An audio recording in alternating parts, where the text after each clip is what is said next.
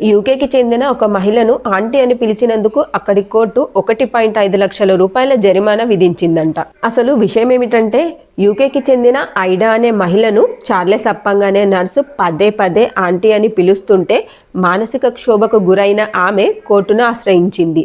దీనిపై విచారణ జరిపిన న్యాయస్థానం ఆంటీ అని పిలవడాన్ని వయసు, లింగ వివక్ష కింద వేధింపులుగా పరిగణిస్తూ ఐడాకు 1,425 పౌండ్లు చెల్లించాలని కోర్టు తీర్పునిచ్చింది. ఇక ఈ న్యూస్ అనసూయ కంటపడడంతో వెంటనే ఆ క్లిప్ను తన ఎక్స్ అకౌంట్లో పోస్ట్ చేసింది. ఇక ఇది చూసిన నెటిజన్లు అనసూయను ఆంటీ అని పిలిచిన వారికి కూడా ఇదే గతి పడుతుందంటూ కామెంట్లు పెడుతున్నారు.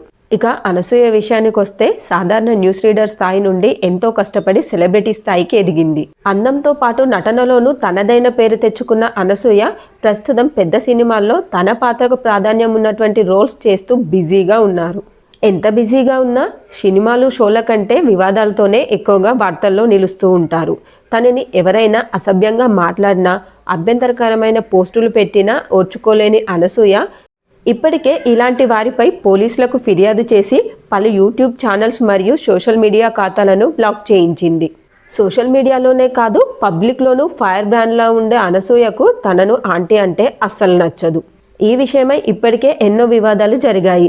ఇప్పుడు అనసూయ పెట్టిన ఈ పోస్టుతో తనను ఆంటీ అని పిలిచే వారందరికీ ఇండైరెక్ట్గా వార్నింగ్ ఇచ్చినట్టుగా అర్థమవుతుంది.